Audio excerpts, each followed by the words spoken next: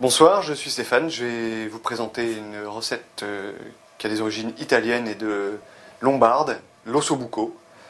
Un plat un plat de viande à base de jarret de veau découpé en tranches qui mijote avec des tomates à feu doux pendant très longtemps. Voilà, un plat du sud. Pour ce faire, on va commencer par préparer les tomates. J'en ai déjà une certaine quantité, j'en ai 4 à peu près là. Je les ai pelées. Alors pour peler des tomates, on fait bouillir une casserole d'eau. Voilà, là l'eau chante. Ensuite, après avoir nettoyé la tomate, on fait une petite croix avec le couteau sur l'arrière de la tomate. Voilà, on incise une petite croix. On va plonger les tomates dans l'eau bouillante et au bout de quelques secondes, la peau va se fendre de part et d'autre au départ de la croix et souvent comme ça. À ce moment-là, on sort les tomates de l'eau chaude, on les rince sous l'eau froide, on les pèle, et ensuite il n'y a plus qu'à retirer l'eau de végétation et les pépins. Les pépins, c'est parce que ça a des qualités, des inconvénients digestifs surtout. Alors, mon obus, sans me brûler, je plonge la tomate à l'intérieur. Quelques secondes suffisent. Quand il y a une seule tomate, ça va très vite. Quand il y a plusieurs tomates, c'est forcément un peu plus long. Voilà. C'est une méthode aussi qu'on utilise pour des préparations de gazpacho, donc c'est des soupes froides andalouses à base de tomates, ou quand on veut une salade de tomates absolument extra et ne pas avoir la peau. C'est relativement fastidieux quand il faut faire un énorme plat, évidemment, mais quand on s'occupe de 4 tomates seulement, ça va très très vite. Voilà, alors, je peux couper. Hop là. On voit bien, la tomate s'est fendue sur tout le tour. Alors, je vais la plonger dans l'eau froide, enfin la rincer, pour casser l'effet de début de cuisson. Et voilà ma tomate, elle se pèle toute seule. Voilà. Ensuite, au dos. Alors, une salade de tomates pelées, c'est autre chose. C'est vraiment délicieux. Voilà. Alors, on retire le milieu, comme ceci. Bon, là, il est tout petit.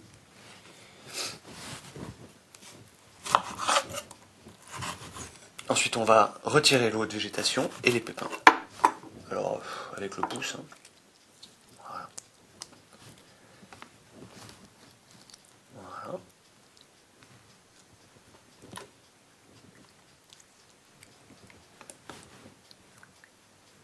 Et voilà. Ensuite, on détaille grossièrement. La découpe n'a pas beaucoup d'intérêt. Les tomates vont fondre dans la préparation lors de la cuisson.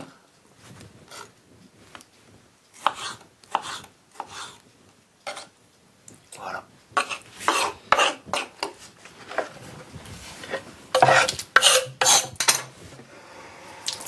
Alors, toujours un plan de travail propre et dégagé.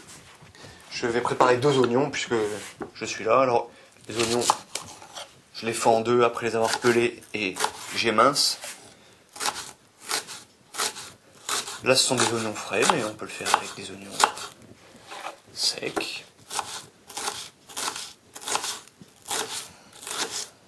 Vous remarquerez que je n'ai pas conservé le vert, là aussi, pour des questions de goût. Un deuxième. Ce sont des petits oignons, c'est pas un plat à l'oignon. L'oignon est là pour apporter de l'arôme, pas plus. Voilà. Je vais les réserver dans un petit bol. Même pas un ramequin.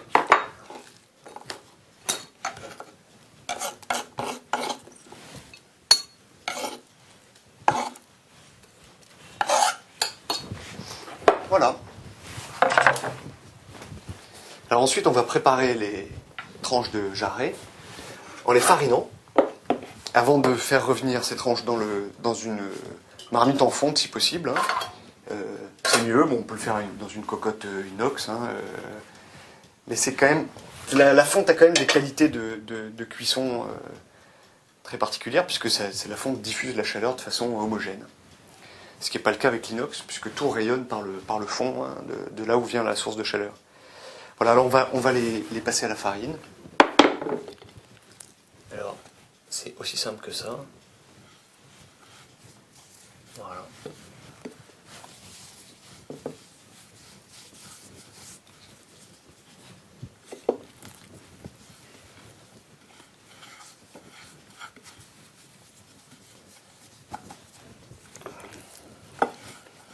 Voilà.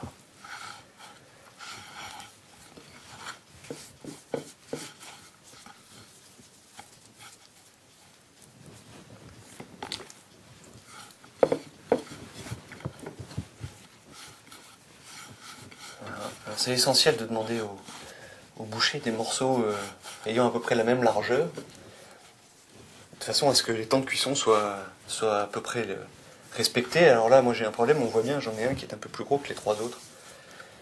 Donc ce sera le premier que je plongerai dans la marmite. Voilà. Je vais me rincer les doigts.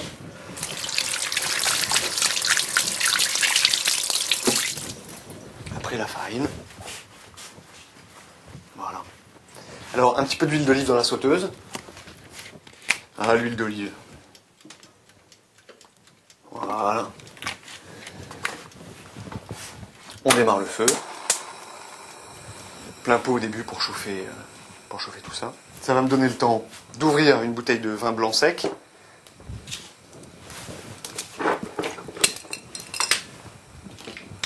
Essentiel à la cuisson de beaucoup de plats mijotés.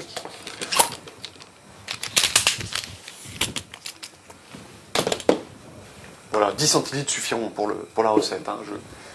Je rassure les cuisiniers. Alors, on tapisse bien le fond de la cocotte avec l'huile d'olive. Voilà, elle n'est pas encore chaude, ça monte tout doucement.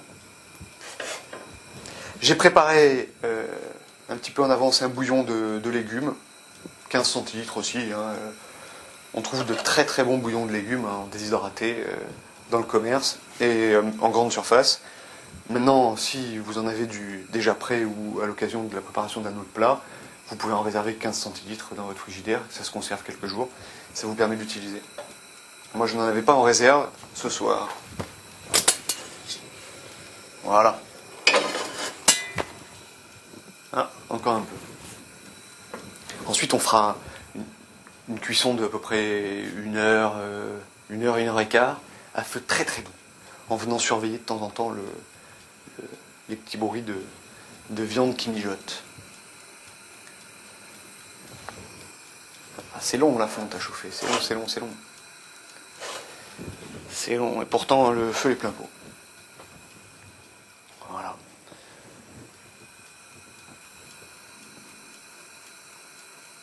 Je crois qu'on va pouvoir se lancer. L'huile très très fluide. Alors, j'ai dit que je mettais le gros morceau en premier, en effet.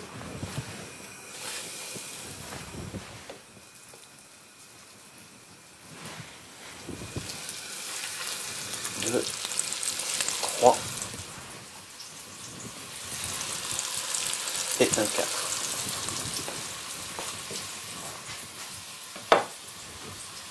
Voilà. Ça va me donner un instant pour passer une éponge sur ma table. C'est essentiel d'avoir un plan de travail propre et dégagé.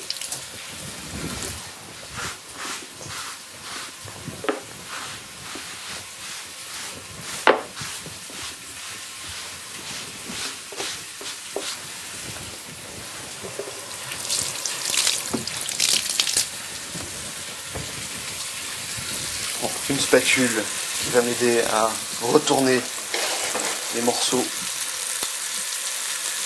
au bon moment.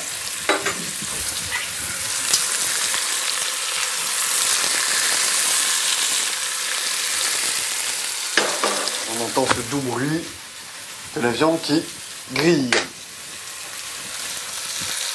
C'est très important de saisir la viande de cette façon-là avec de la farine. la cuisson à feu vif va dorer la surface extérieure de la viande en faisant ce qu'on appelle saisir, hein, une sorte de couche couleur gris caramel, marron caramel plutôt, et qui va empêcher après, pendant la cuisson, au sucre gustatif de s'échapper de la viande. C'est-à-dire qu'ils sont prisonniers à l'intérieur d'une gangue je dirais de viande dorée. Ça, c'est très important.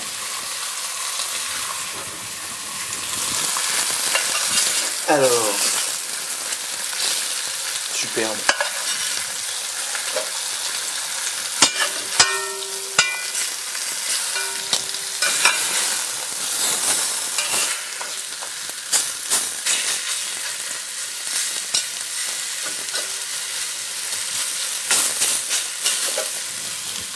Voilà, je crois qu'on va pouvoir rajouter une larme d'huile d'olive.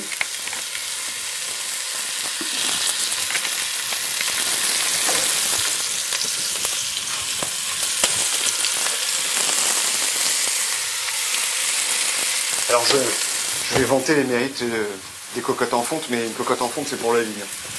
On l'achète à 25 ans et à 65 on l'a encore, on la donne à ses enfants d'ailleurs, a priori. C'est inusable, véritablement.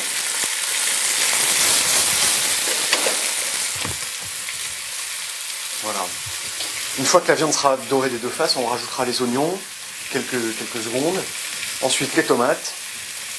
On salera, on poivrera, vin blanc, on en profitera pour le faire réduire un petit peu le vin blanc, hein, laisser s'échapper toutes les vapeurs, bouillon de légumes et ensuite on couvrira l'ensemble.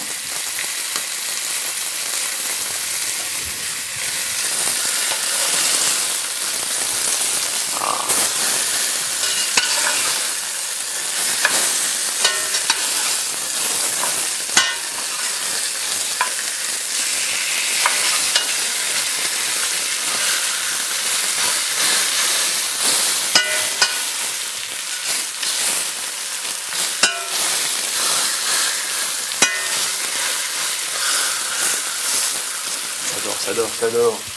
Je vais donc rajouter les oignons.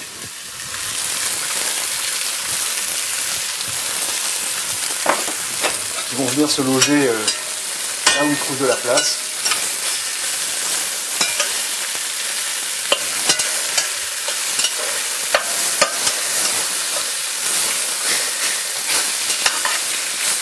On sent la montée en puissance du bruit, hein, c'est simplement la cocotte qui se met en température.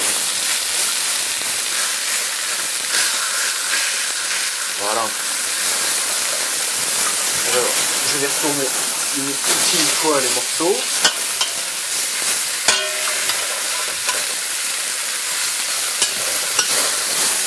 Voilà, les oignons commencent à devenir translucides. C'est bon signe. Je vais un petit peu baisser mon feu.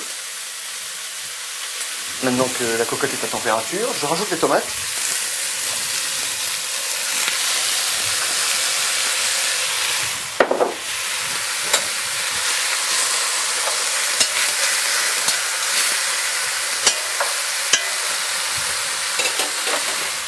« 10 centilitres de vin blanc.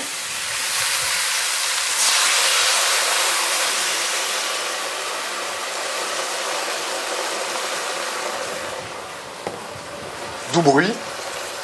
Beaucoup de vapeur. Hein, là, il y a des vapeurs d'alcool hein, qui s'échappent. Hein. Voilà. On va laisser réduire ça.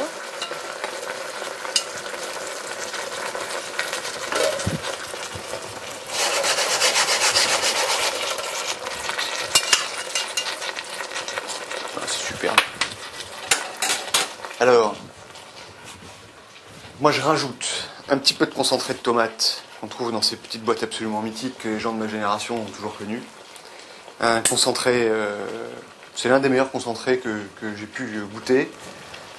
Ça apporte une coloration absolument superbe à l'ensemble de la préparation. Pour ce qui est des tomates, il y en a déjà. En revanche, pour avoir une préparation cuivrée de l'ensemble, c'est superbe. Donc on mettra une cuillère. Hein, après le bouillon.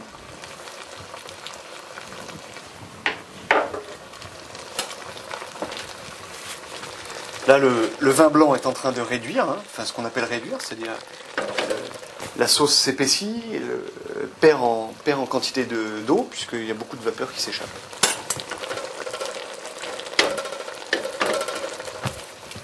L'os du jarret va épaissir l'ensemble de la sauce tout au long de la cuisson, jusqu'à avoir une sauce assez onctueuse, superbe.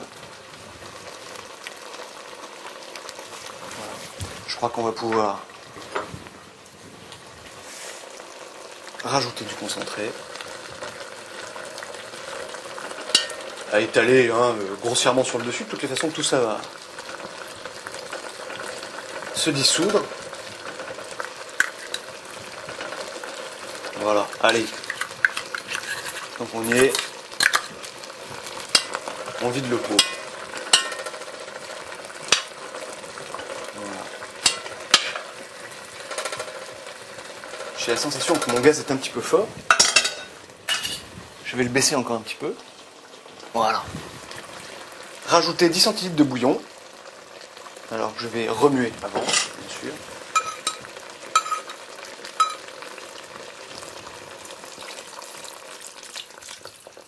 Voilà.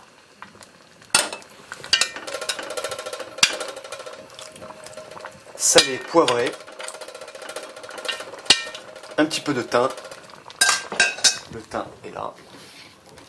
Alors c'est du thym du jardin. Je les feuille pour pas laisser les branches. C'est une esthétique qui est pas très agréable dans l'assiette. C'est une question d'habitude. Voilà.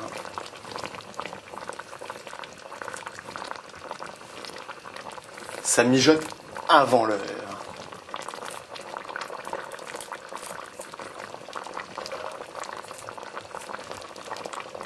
Ah, le thym frais.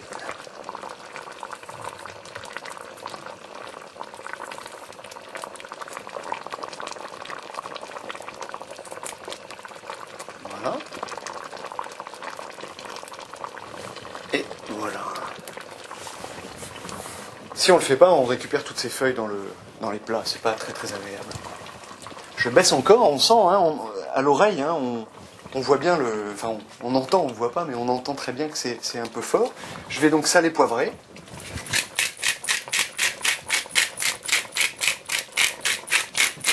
Moulin traditionnel au 5B. On a l'impression que j'en mets beaucoup, mais pas du tout. On arrive en bout de course. Et enfin du sel. Bon. Voilà. Je vais arroser le dessus des morceaux de viande avec un petit peu de sauce pour bien contribuer à dissoudre le coulis que j'ai rajouté. Voilà.